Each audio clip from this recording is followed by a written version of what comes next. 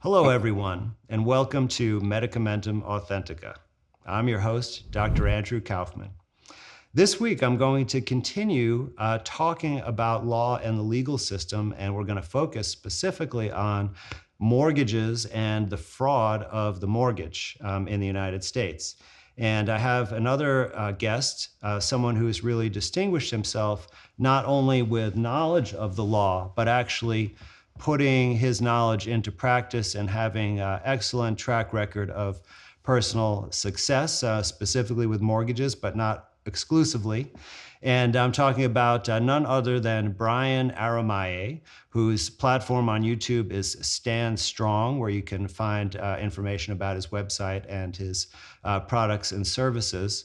And Bryan is a very interesting guy who, came to this subject, really has a knack for understanding the law, and has done a deep dive on a lot of the financial aspects of the legal system. And when I came across his material, I was quite impressed with the way he explained things, that he didn't fudge over things. He went all the way down to the excruciating level of detail to really give a thorough understanding. And if you're in my audience, you know I really appreciate that way of analyzing information. So let me welcome Bryan onto the stage.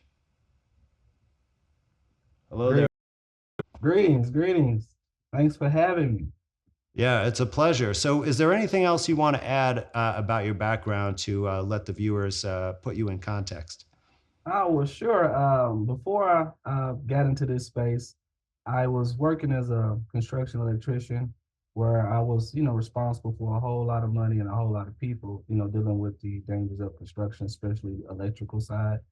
And I did that for about 15 years in the Dallas area.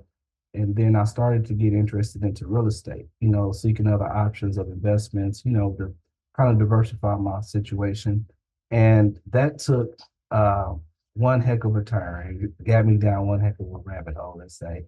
And learning how to acquire property with little to no money without using banks is what really set the foundation for later when I started looking into my own personal documents a little bit closer. And then that's where all the fun began. It's quite amazing if you start actually reading the documents that you sign at some of these big transactions that you're going to just pick up a few things that don't quite add up. Yes, sir. They don't add up. They don't add up. So that's what was the biggest highlight moment was like, oh my goodness. And then as I started to, scour the internet for more information on things, I started to see that, hey, there was a big situation that happened, pertaining to these mortgages, around that 2008. Now, of course, in 2008, I wasn't thinking about no properties and, we heard about the bust, but we didn't really care because it didn't really directly affect us at the time. But here it is years later that we see the results of what that happened and how things have not really changed much. Now there has been more laws to help us fight against it, but it doesn't do much good for those that don't know or are even aware of the fraud period. That's right. And I think, the laws you're talking about, Dodd-Frank and those Mhm. regulations for mortgage-backed securities, right? Because 2008, the real estate bubble crash was really related to lending practices of Yeah. essentially giving loans to anyone and giving multiple loans to them, right? So that they could gamble on the back end through hypothecation and mortgage-backed securities. And The Big Short is the popular movie that Yes. you guys can watch. That can Great move. kind of, you'll understand exactly how this works if you pay attention to that film. And we're not going to talk about derivatives today, but certainly this is an area where the banks are getting very, very wealthy by essentially using your investment, and they're not telling you about it or cutting you in on it. That part. So, Bryan, when you just to clarify, when you're saying that you were buying properties without banks, what do you mean exactly? Okay, well, the strategy that I had learned from my mentor was called creative real estate investing, right? And it's pretty much with the basic foundation of the old bartering system, right? You got two live people, and both of them have something to offer each other. Typically, let's say in my domain, there may be somebody going through a situation with their property where they need the property gone. Okay. The properties may be causing them some type of pain or some type of burden, and they're not really seeking to get, let's say, market value for the property. All right. So I see. that's where So this could be like a distressed property or that they're stress, in yeah, arrears inherited. on. Yeah, it could be inherited Ah, property. Sometimes people inherit property, they don't really know what to do with it. These types of individuals or situations are motivated sellers. And with a motivated situation, you can work out a deal. All right. They might not want full payment. They may want to take monthly payments. All right. So so owner financing. there you go, the owner financing. So with those types of situations, you don't need no bank. All right. Because the owner can be the financing, or if you find the right person and they want to, let's say, take an upfront payment, 5, 6, 10, $7,000. It all depends on the situation. My first property was like 5 grand on a credit card, is what the exchange was. The property at the time was worth to about 230,000. And the person in particular, they had just purchased the home. So they didn't really have any equity in it to sell it. They just wanted it gone, but they didn't want it to affect their credit. So you are basically covering their mortgage payment. Yeah, subject to is what we I took over it subject to the existing mortgage loan. Okay. So that's how I acquired the property. Now, at the same time, I didn't want the property to live in, right? So I had to find a tenant, a Hmm. renter, somebody who needed a home and wanted a home. But the biggest part of this was I don't use credit. I don't care about no credit. All I want to know is you have the funds. Do you have the funds which is anywhere between 10 to 15% of the estimated appraisal value of the property? If you have that as a down payment, you can move in. All right.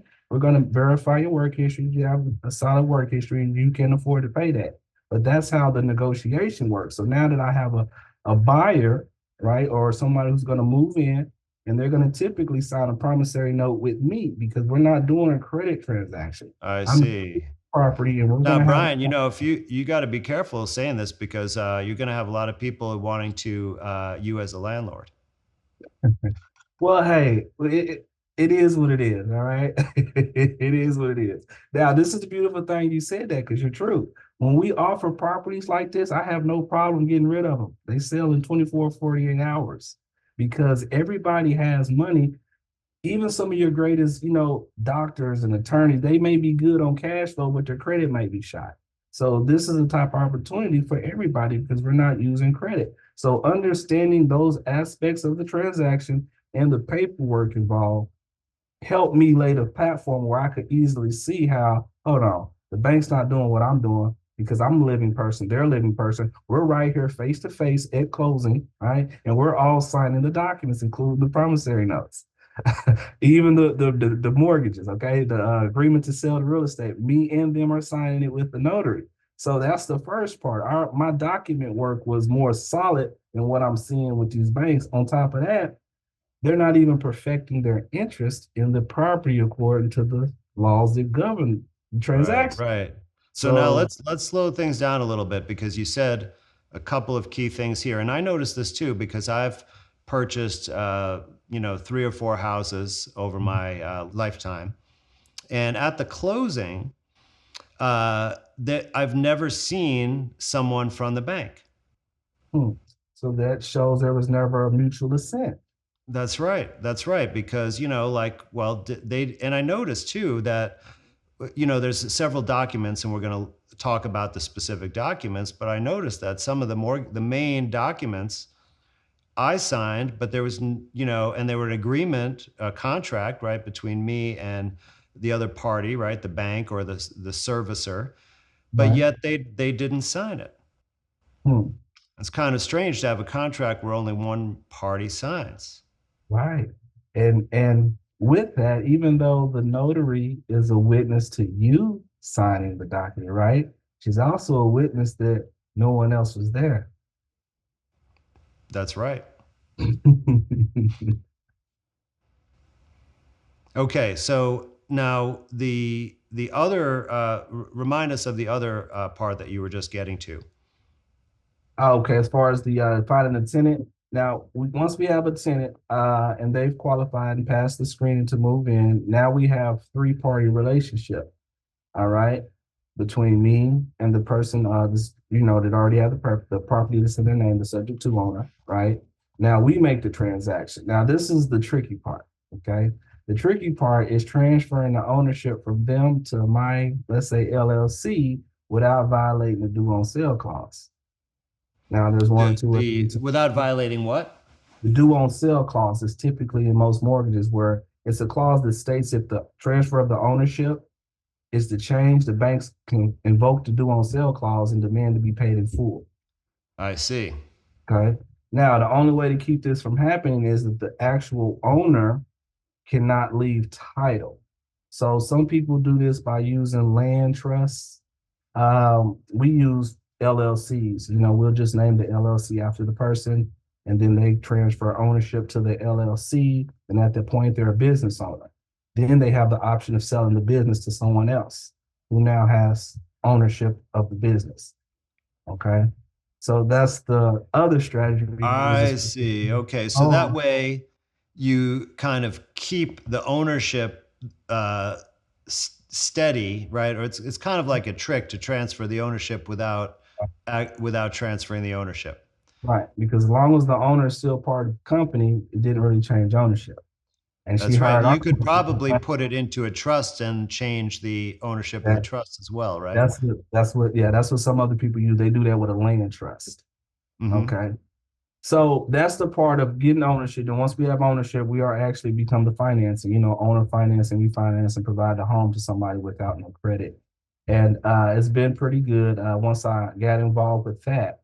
Once that transaction was complete, I was really so amazed and just blown away because I can't lie. It took a while before I got to that first property. I went through a lot of duds and a lot of money. I ain't gonna lie. It was about 6 months.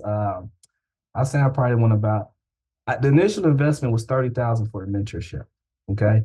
And then on top of that, I'll say about another maybe about 15, 20 went into expenses on starting the business and running ads and just all the expenses of getting involved with this. Not to Right. You mention got to that find these properties with motivated sellers. there you That's go. probably And the well, hardest part. that is the hardest part, but we have technology now. It was really made it easier because we can run ads and now they come find us. Hmm. So that was the biggest part. I didn't have to go find her. I put the ad out and she called me. So Oh, that's excellent. right. And I would have to cut the phone off because it'd be so many calls and I just couldn't handle them at that point.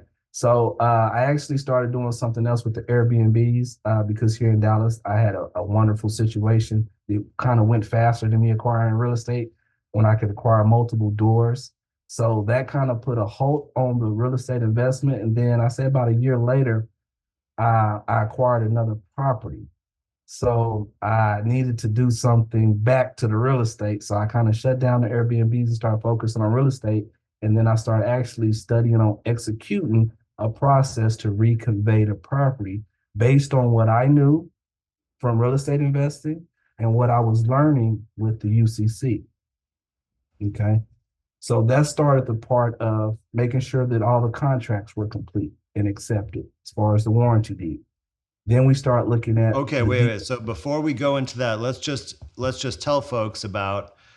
So one thing is you mentioned the UCC, right? That's the Uniform Commercial Code, and this is basically a rule book for all transactions in commerce, and Right. it's codified in the federal law as well as in every state in the United States and pretty much every country in the world. And so that's what you were mentioning, but there you started talking about the deed, okay? And there's a Mhm. couple of different kinds of deeds, but let's talk about just the basic documents of a mortgage and real estate transaction and what the role or significance of the documents is.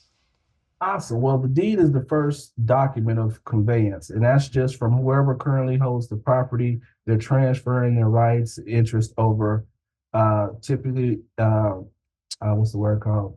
Be simple, with all rights conveyed to the grantee. Now, on the deed Right. And so itself, basically the person selling the house is on the document called the grantor, mentor, right? And they're basically giving this property, right, and all the rights to it and interests in it to the grantee, which is the buyer, and for whatever consideration is mentioned in this document, right? And conveyance, are we talking about a transfer of ownership? Yes, we are talking about the transfer of ownership in the property listed on the deed. And that's the only way to convey property is through a deed. Typically, deed is interchanged with the word title. All right. You'll hear that word as well.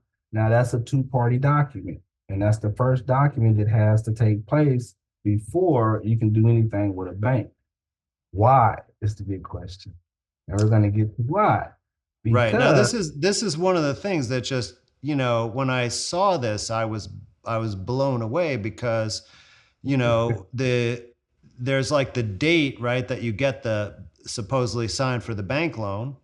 And then Mhm, there's the date of the deed, and the deed says you now own the property, right? And it's right. like it was a week before I signed any loan papers. So did I That's own? accurate dated Yes. different. It's Really? So yes, it's and for two separate homes that I own, this is the mhm, case that the deed is dated because I so I realized we're going to get to one of the other documents, right, which is could be the mortgage, depending on what state you live, or the deed of trust. right. But in the mortgage, it says that I certify that I own this property, right? So in other words, you have to own it before you're eligible to mortgage it, because when you mortgage it, you're actually giving it away. You're pledging it to another party, right? It's a mortgage means death pledge. Mhm. So this is crazy. So you actually own the house, right? For the Before you first, get any loan. before you get a loan, you already owned it, right? Because you can't put up for collateral something you don't own. If that was the case, I could tell the bank to meet me at Andrew's house. I'm gonna put his house up for collateral. Let me get about 4 million. Ain't that right, Andrew? Oh no, oh no. So Right? this must be the same thing when you get a car loan. Hmm. Car How can loans you is put the different. car up for collateral until you own it? There you go. There you go. It brings that question, right? You start thinking about things different. Well, dang, I did. Oh, I have to own it first. Now, what's the proof of you? Oh, no, you didn't own it. Someone will say you didn't own it. Well, if you look at your deed and the way that it's worded, it's gonna say here acknowledged in hand paid valuable consideration. Then it also gonna say receipt of which. Receipt of which, whenever we go in the store, we make a purchase, the proof of the purchase is the receipt. So your deed is your receipt. It's your proof of purchase so that you can sit down at the table with the bank now that you are a property owner. And if you look and see how much it was, typically it's $10 in valuable consideration. Now So I've on seen mine, very just to tell you the exact words, and I have two of them, right? And one of okay. them is $1 and the other is $10, Ooh, but they both there you say go. something slightly different. I mean, Mm, they both, other than that, they're exactly the same. So it says, for the consideration of $10 and other consideration provided, past mm, tense, right? Past, that means it was completed. It was done. Exactly. So, in other words, I paid for it for $10 and other consideration, which I imagine would be the earnest money that I put down Mm, as a deposit. there you go. And maybe the And application, did you apply your social security number on? Did they might have got a payment for or an exchange for as well? well, I mean, I think, I'm sure that there was certainly charged me a couple of Mhm. fees for running my credit report and for the appraisal that I had to pay for. So, I imagine, and then I'm not sure on the other end what they've done with it. We could have another discussion about that, but absolutely. So those all those were consideration, um, and it's really just kind of mind blowing that to see that, okay, this is the legal proof that you own it. So then why would you go and pledge it to a bank? Hmm. Well, because to your understanding and your conditioning, the bank is making it as pure as if they provided you something in exchange for that transaction, but they don't provide you any documents that clearly state how they perform. Now, That's right. Even yeah. So well, let's get to the second document to help us understand that better. all right, so now we're looking at, I'm in the deed of trust state, so a lot of times that's my first go-to, but if you're not in the deed of trust state, you typically will have a mortgage or a security deed. All right. So I'm always going to speak from what I have experienced, which was deed of trust, and I will mention the others as well. But as far as the deed of trust state, now we're forming a trust with the bank. Typically, we are the grantor, where I see us listed as the trustors. But what they put on the contract or the deed of trust itself and the definitions, which is the first part of the deed of trust, it's going to start with definitions. Why? Because they want you to come into an understanding of what these words mean when you see them on this document. So they don't want you to come in with your own understanding. They're trying to give you the understanding. So they're going to have borrower typically bold and maybe italicized in quotation marks. And it'll say borrower is such and such man or woman and man, husband and wife. And then it's going to say who are or who is the trustor to the security instrument. Trustor. And then that word is going to be in all lower caps. Now, what's going on here? All right. When we look at any type of trust, a trust has three parties. You have the trustor slash grantor, you have a trustee, and then you have a beneficiary. The trustor slash grantor is the one creating the trust. They're having a contractual relationship with the trustee. They're giving them power to do something at the benefit or behalf of someone else, which is the beneficiary. I typically like to explain this as parents with their children and a babysitter. Parents are the trustor, grantors. They hire the babysitter as the trustee to look out on behalf of the children, which are the beneficiary. The children cannot tell the trustee what to do. The trustee has guidelines. There's the foundation, which is the law of the trustors. All right. Now, if you was to hire a babysitter and come home, and after, whatever you went to go do and come back and you see your children up full of sugar running all over the place and they're supposed to be asleep, what do you think you're going to do with that trustee or the babysitter? Well, they're going to get a talking to. Right, or possibly fire, right? We're not going to Yes. be happy. All right. So understanding this relationship, you kind of understand your power within the document. But if you don't understand that relationship, you don't understand your power in this document. Now, with this document, we show up to closing, right? And all the documents are prepared for us. So automatically, we're already in a situation where we're feeling like we're at the mercy to somebody else because they're doing something for us that we don't realize we're the powerful one here. We're the one granting power. We're not receiving power, we're granting it. But they have it set up for a reason like this. So now they give us this deed of trust. And what do they typically tell us to do? Sign right here, sign right here, sign right here. You're a homeowner. Woo-woo. So they got your emotions involved, right? Now, they also put a stack of papers. We're only talking about three pieces of sheets, sometimes maybe even a little bit more, but three documents, all right? But you have a stack of other documents that they want you to sign. Now, in my particular closings, I've witnessed they gave us two stacks, the ones that we're going to keep and the ones we're going to sign for them. Now, it's intimidating if you've never been in a situation like this before. You don't know what's going on. You just know that you came in here in full faith and expecting truthfulness from these people. That's Now, right. everybody at the table is not in on the fraud, okay? They're just doing their job, following procedures. 9 times out of 10, they don't even know the law. They know this is just procedure. This is what we do at closing. So it's not them, y'all. It's what's going on the back end is the problem. So here we are with this document they provided for us. We don't know that we have the power. We don't know that we hiring a trustee. And that trustee in a deed of trust is the person in the event of default, meaning you stop paying or making those extra payments that you agreed to in the promissory note, they have the power to foreclose or transfer ownership in the property. All right. Now, the problem with that is that position, it's a trust relationship.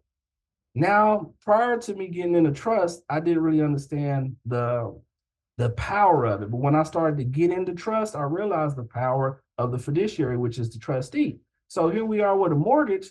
Trust law doesn't change. They change the application of it, but the trust law doesn't change. It's still the same positions of this contractual agreement. So with this trustee, you would want to know who your trustee is. You want to know who's watching your kids, right? All right. So at this mortgage closing, they have a trustee listed on your documents, but you've never met them. They're not even at the closing, right? This is a big obligation we have here, y'all. These properties are hundreds and millions of dollars. Wouldn't it be in their interest Now, to Brian, have? also, wouldn't it make sense that if you are the trustor of this trust, that you would be the one to select the trustee? Exactly. Someone did you know and did you trust? Right? So did you trust? Not that they trust to act on their behalf, right? Because there's a lot of times listed as the beneficiary on these documents. If it's not MERS, it all depends. So now that I said that keyword, let's talk about MERS. Now, sometimes you have MERS listed as a beneficiary on your documents. We've already talked about the trustee. The trustee be named as a person. I've seen the trustee named as the title company. All right. Now, the third party, which is the beneficiary that we're saying is supposed to be our children, they'll list someone like MERS or maybe the lender. We're going to focus on MERS though. So when they do MERS, now you have a third party coming into play. Do you know MERS? Do you know your children? Right? Because you have them listed as your beneficiaries. Now, technically, a beneficiary listed in a trust doesn't have to sign, they just have to be mentioned. Okay, that's one thing. But what you have in a lot of these mortgages is in the event of default, before they try to foreclose, they'll try to use MERS to transfer or reassign ownership. When MERS in the documents, there's nowhere listed of that type of power and duty. They just list them as a nominee or a Right. sign. Right, and let's go over a little bit what MERS is, because everybody might be a little confused right now. But if you own a home and you look on your deed of trust or mortgage, if it was done in, I don't know, in the last 20 years or something, since MERS has been around, you'll see that they're on the document. And now my understanding, and I forget what MERS, it's an acronym for something, but that they're MERS supposed to really just electronic hold, what is it? MERS electronic registration system. Okay, right. Mortgage electronic registration system, right? So my understanding from their mission statement is that they're basically like a database of all of these important documents and numbers and such to help the banks keep track of things. But now you're telling me that they're actually playing an active role, right, as having an interest, That's what right? they try to position themselves as having an interest. That's the problem. They're just a beneficiary, listed as a beneficiary. Right. Okay. And it seems like also this way that you describe the trustee, could be from a title insurance company or whoever, that they're basically taking instructions from the beneficiary. So it's like the kid telling the babysitter what to do, There you go. There you right? go. Like Now, we think you should foreclose now. right.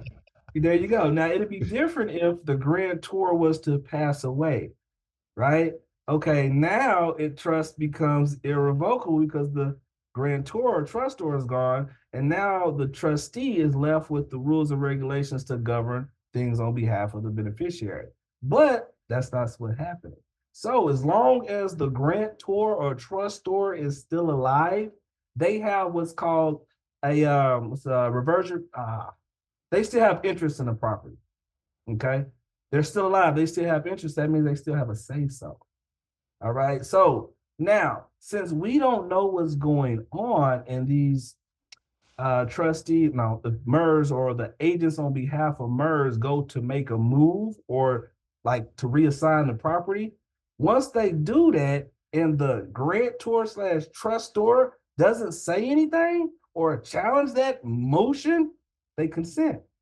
That's right. Silence is They consent, consent. right? That's a model that's used on us very often. Yes. they consent to that action. And that's what we don't know, to say, hold on, I didn't say that was cool. I didn't approve that. Stop that. So when we don't, they do. Now they try to get the upper hand. So this is what I have learned, and just seeing how things move and how things are listed in the document. So what we do to try to counter that is understanding that at any given time, the trustor slash grantor can get rid of the trustee. The trustee, typically listed in your deed of trust, what his powers and duties are, says they have the power to sell or transfer. If you remove that person, they no longer have the power, and you have the power to remove them because it's your document, it's your trust. You can replace them with somebody or a company that. It's all up to you. But once that trustee is substituted, that creates a heck of a problem for the lender or alleged lender or who's ever alleging to be your trustee on your document who never accepted your position or your That's right, offer for that. because any foreclosure action has to be initiated by the trustee. There you go. Well, that's very interesting. And so, is there a way to, with a mortgage, right, which is a little bit different because it doesn't, Mhm. well, it may establish a trust, but it doesn't establish a trust outright. But the parties, right, are the mortgagor, Mhm. which is the buyer, right, the one who's pledging their property, and then the mortgagee who receives the mortgage. So you're actually granting the mortgage to the bank or whatever Mhm. entity is. And typically that's MERS as well. A lot of times I've seen MERS listed or a servicer listed as the grantee for the lender. The lender will be listed as well on the mortgage, but they just have a MERS is the servicer for the lender and mortgage E in this document is how they have them listed. So you'll see MERS always listed with about 2 to 3 titles in one document. And it's pretty funny with all this responsibility and there's no agent there, just like in the deed of trust, we have the same thing with a mortgage. The only difference is the deed of trust has 3 parties and the mortgage has 2 parties, mortgagee and mortgagor. So we become the mortgagor on that document, just like we were the trustor or grantor on the deed of Right. trust. So we're giving it to MERS as a mortgagee. Now, where is the acknowledgement of MERS or somebody agent acting on behalf of MERS that was at closing to sign this form and take over or accept any rights and interests? Right. Right? So that's the other option with the mortgage or security deed. All right. And let me Now, just explain that term agent really quick because, okay. right, a corporation, we're talking about MERS as a corporation, right? The bank that you're dealing with is a corporation, and corporations are dead entities, right? They're just stacks of paper. They can't Yes. speak for themselves. So anyone that signs on behalf of a corporation is an agent that they represent that corporation, right? So Right. we might think, that, oh, what's going on here? How do they separate their status as, as a man or woman from, and they're not the company, right? So they're an agent for the company. And Mhm. what he's saying is that, at the time we're executing this trust or this mortgage contract, that only one party's there. There's no way to have a meeting of the minds, for example, Mhm. to back and forth and come to an understanding. And there's every contract has to have an offer and acceptance, and this is codified. This is basic contract law, but it's also specifically in the UCC. And so these contracts, right, there's an offer that attests to it, but there's no acceptance by the other party. Mhm. Correct. So now we have a situation on our hands. All right. We have incomplete contracts that they're trying to enforce. Now, it's one thing to bring this issue up, and then it's another thing to say, okay, how would I fix it? Well, anytime we have a contract with somebody, they have a duty to us. Okay. So if we see something we don't like, we also reserve the option to change the terms and conditions of a contract. Now, keep in mind on both contracts, whether it's the deed of trust or the security deed or the mortgage, the grantor or mortgagor slash trustor is the one making the offer. Okay. No, you have no proof, as reference to the UCC, of your offer being accepted within a certain amount of time. You can treat your offer as having lapsed before acceptance. Okay. Now, And it's what 90 days, 90 days is right? what the UCC, the general rule of thumb, what the UCC is 90 days. Now, if you send notice, let's say right after closing, you send a notice to the people and you ask them certain questions like, hey, I was looking over the documents and I have a few questions with this. I didn't see any acknowledgement of acceptance from the other parties. Could y'all send that to me? And could you please make sure that document is certified under the penalty of perjury? Something simple of asking that little statement.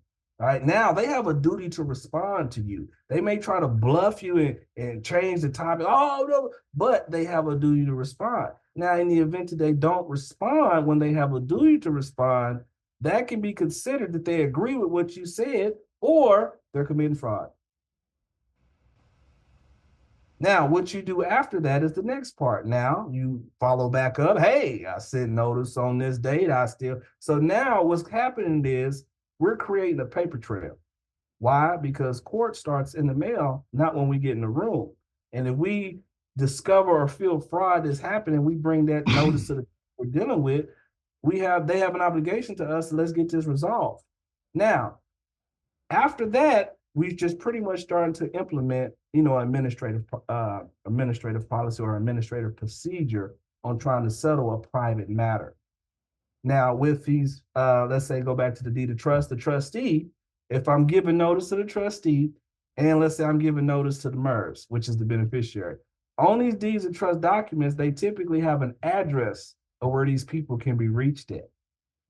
All right. So how should that make somebody feel if I'm reaching out to you in this contract and you're ignoring me? Hmm? We was just all good a week ago when I was sitting at the table, but hold on, they wasn't there anyway. Maybe that's why they're ignoring you. It's hard to contract with a tree, just like it's hard to contract with someone that doesn't exist. But this is what's happening in mortgage transactions. We are contracting with trees. Would I say trees? Well, the paperwork is just paper, comes from That's trees. right. Nobody's there. It's just you and the notary, right? So in the event you stop paying or you default, that's when all of a sudden people start coming alive. Oh, he's defaulted. Let's join the party. Why is it like that? Well, I'm gonna tell you why it's like that. As long as their names or nobody is signing on behalf of the people that you're stating in these documents, they can miss a liability issue. What would that liability be issue would be in finance? Any wild guesses? Taxes, maybe? Because you've signed up to pay, you gave them a check, you told them you're gonna give them monthly payments and interest, and you're gonna cover all taxes and insurance. You're covering everything. And they're benefiting, they ain't put up nothing. They wasn't even there. They couldn't even pay you that much respect to show up in your face and smile and say thank you. But let you stop paying. Oh, they're gonna try to come with the floodgates on Well, you. when they send you notices of, delinquent payments or a default letter, they also don't, nobody signs it. Here we go again. So here, oh, they have it printed of someone's name, or they may just say the Well, business it name. says like servicing department, Yeah, yeah. So just think about that whole little. You're dealing with someone who's not even real, but when you don't comply, they're gonna try to make things real for you. So that's the basic understanding of what's going on in the documents. Now, how to fight it is just Well, a now series. we're missing a document though. Oh, the promissory note. Yeah, we were talking about the promissory note. I mentioned it in my mind. I talked about it, but okay. So that's the. Let's go back to the deed of trust. Now, with that deed of trust, it's going to reference typically the promissory note. All right. Now, when we look at the promissory note typically has definitions on it as well as letting you know who, what, when, where, and how. But it's you making a promise to them. Typically, it may say for value received, I agree to pay. Yes, for mine says for a loan received. Or loan received. Okay, loan received. Now, when you go look at your promissory note, it's going to have definitions. All right. I want you to look at the definition of the loan. Okay. Typically, what the loan is going to say is loan means debt evidenced by the note that you provided. Debt means loan evidenced by the note that you provided where you agreed to pay monthly pay. That's what it's going to say. I'm going to tell you what the loan definition will not say. Loan, debt evidenced by the stack of money we provided to you in cash when you came to us. It's not going to say loan means the check we provided to you or on your behalf for the sale and purchase of said property. It's not going to say that. You know why? Because that's not what they did. And if they said that, they would be lying. Now, here's another key jewel of this transaction situation. Now, I don't know about the audience, but I'm pretty sure anybody that makes a transaction over a certain limit with your bank, you ever had to fill out a document or anything? Like you're talking about for an overdraft? Well, not overdraft. Let's say I'm wiring money over $10,000 to somewhere. Okay. There's typically a form, or I think it's 3,000 nowadays. If you send anything over 3,000, you got to fill out what's called a FinCEN report. Okay. And this is how they monitor money laundering. All right. Any person sending this type of money, you have to fill out this form. So if they loan you money over $10,000, where is the FinCEN report to show you that transfer your closing documents? Nobody knows to even ask for that. That's very interesting. Well, See, also, where did those funds go? where did they go? Right? Everything is trackable. It's supposed to be tracked in business. So in accounting, if something goes in, that has to have an equal action on the other side. All right, something has to go out. So they're required to be operating by the principles of what's called the GAAP, General Accounting Accepting Procedures. All right. So they have to be able to show both sides of that ledger. Was an asset given to you? Did you receive an asset or did you give an asset which created a liability on your books? All right. So it's not that we're making stuff up, y'all. Everything is tracked. Where's the financial records to show this money leaving the bank, going to somewhere else? We don't know to ask for this stuff and don't even know that we're entitled to ask for this. Well, let me tell you, it's not easy to get this, Bryan, but I did so I inquired with two separate banks that I had mortgages with, asking for this information. I mean, specifically, I asked for the evidence showing that they had an asset that they lent to me, right, and also that it went into my account to prove that I received it. And one bank actually sent me the bookkeeping entry, and it shows in their general ledger, and it's reference tied to my loan number, and it shows one asset in the amount of the loan and one liability in the amount of the loan that are basically offsetting. Right? So that basically the asset came from the promissory note, and the liability came from them using, supposedly delivering those funds to me, but they didn't actually deliver them to me. Righteous. So there you have it. We provide an asset. If we're providing an asset in exchange for a service, it settles out, it balances out the books, right? There is no accounts receivable, we're waiting to receive payment. No, it balanced out. But we don't know this, and then they're hitting us with, well, you signed the contract, so we're entitled to receive payment, right? And that's where they go back to often. So that's what you have on it. It's just the document itself within the promissory note. The definition tells you clearly that you provided a loan, not the bank. That's crazy. So now, wouldn't this constitute fraud in factum, since you entered into a contract that was essentially you thought was one thing, but was something totally different? They intentionally deceived you or omitted information that could affect your thought process or your choice in options. Yes, that could be constituted a fraud the way the laws is written. False and Bec- deceptive practices. right? And because if you could get the bank on the witness stand, or to submit documents to this effect, right, explaining that they took your promissory note and deposited, right? They actually borrowed from you, right? Mm-hmm. Because that has the cash value, and then they Right. returned back to you your own money, Mm-hmm. but tricked you into thinking they were lending you their money, Righteous. right? So Righteous. that I mean should outright constitute fraud. I mean, and then that doesn't even count for the fraud that they sort of said you needed to take out a loan to buy this house that you already owned. There you go. There you go. Now, here goes another thing. Someone might say, well, how do you know that you funded the loan or this is what banks do? Now, prior to, a few years ago, I had came across this form. All money comes from the Federal Reserve, right? They print off Federal Reserve notes. Now, what a lot of us don't know is that these banks that we deal with, they have to take something to the Federal Reserve in order for them to get the notes, right? What do they have to take? Well, that's kind of questionable if you don't know where to look. Now, if you go to the Federal Reserve actual website, there's a lot of information on there that they tell you. And they have different forms. One in particular is Circular 10. And I suggest everybody to go look at that form, Circular 10, Federal Reserve Circular 10.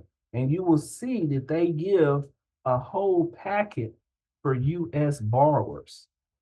So if you want an advancement on funds, they give you a packet of instructions on what you need to present to them in order for them to give the banks the funds. And one of those requirements is application. Okay. Application. And I'm gonna leave that part right there. And the other thing is the collateral security, which is the promissory note. Promissory notes. Now, or notes, and I say that plural because at the same time in that book, you're gonna see that the Federal Reserve requires the bank to put a lien on all their accounts, including their customers. So the Treasury becomes a secured party against those accounts. Now that's kind of going on a little deep in, but you brought up the collateral, and that collateral goes in reference to a financing statement. Remember what I mentioned earlier that they're not even perfecting their interest? Yes. Yeah. Well, now you're talking about putting in UCC 1 and 3 financing statements, right, which Right. establishes a commercial lien because the mortgage or the deed of trust is a lien also, right? But in order to perfect their interest, they're supposed to also file the commercial lien, right? But they never do this. If you can look in two places. You can go to your county where the property is recorded and ask if there are any liens recorded, and you'll find none. And you can go to your state Department of State website where the state liens are recorded, and you can search under your name, and you'll also find no liens. UCC3, debtor search is what it's called. Right. No. Is it UCC or UCC 11? Might be UCC 11 debtor Yeah, search. I the think search I think is 11, and the 3 is 9. when there's a change of Mhm. secured party. Yes, sir. Yes, sir. The assignment. So yeah, so that's the third part of 3 with these documents on what they're using against us just because we don't understand and we don't even read the documents, y'all. That's what it really boils down to. But even if we did read it, we wouldn't have much understanding. So that kind of intimidates us to read it, right? Not to read it, I should say. But yeah, so with those 3 documents, you have your deed, which gives you ownership of the property, typically for $1, $10. I even seen the full amount, whatever the purchase price will be listed on the deed, but it would not list the bank's name. I've also seen where they've tried to incorporate a lender on the deed, but it still didn't justify nothing because once again, the lender's not signing. Nobody's signing. So with these mortgages, y'all, it's really surprising with the amount of money that's involved that the paperwork is so sloppy. Because it shouldn't be no way in heck that I could come on here and break down all these errors in these documents. And it's what would stop a lot of it? Ask your question. What stops them from signing the document? What stops them from being in closing? Well, I think you really, kind of hit the nail on the head already, right? It's that they would be they want to cover up all of the fraud that they're doing. And we didn't even, talk about all of it, right? We didn't talk about why they don't file UCC liens, right? Because they're selling it on the back end and doing other things, with these instruments, right? So essentially, they would have to be accountable to all those things and, of course, to their tax burden There if you go. they executed these documents properly. So it's like they're doing black market transactions. Yes, exactly. And we're left to, deal with the what they call the collateral damage of it. That's right, because it's not enough that they have, can basically multiply the value of the promissory note by, I've seen estimates of 7 to 9 times, right? But they also have to have you pay it back another time. It's like Mhm. that's not right. And the reason really, it's not just because of the greed of getting that extra money out of you. It's that if you wised up to what is really going on, you wouldn't allow any of it, Mm-mm. right? So they would basically lose the whole racket. It's like paying protection money to the mafia, Hmm. right? Once you realize that you're paying them to protect them from them, Right. it's like the whole thing can fall apart. You'd be like, I'm just going to move to, another town. Yes. Yes. Indeed. Well, Brian, I think you have to go, right? So, but Yeah. this was Going home. an excellent introduction. So we covered, the basic three documents of mortgages, right? The warranty deed or the deed of conveyance that Hmm. provides ownership, the Yeah. deed of trust or mortgage contract, which is your relationship, right, with the bank. And thirdly, the promissory note, which is where you promise to pay back a loan that you actually provided With the check. with a debt. There you And go. right, and then of course we talked about various aspects of fraud and essentially breach of contract or lack of certification of a contract, right, involved in the home buying process.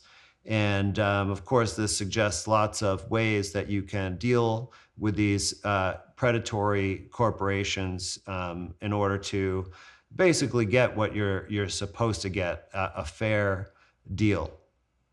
Indeed.